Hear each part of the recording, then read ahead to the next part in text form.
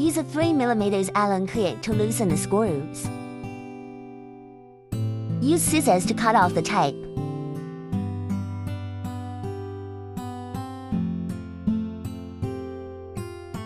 Use a screwdriver to remove the screws.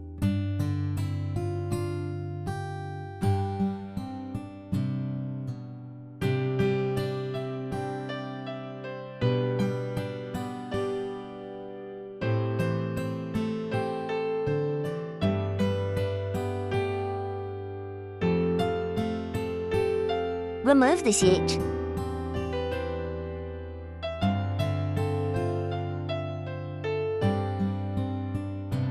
Find the twist throttle cable and replace it.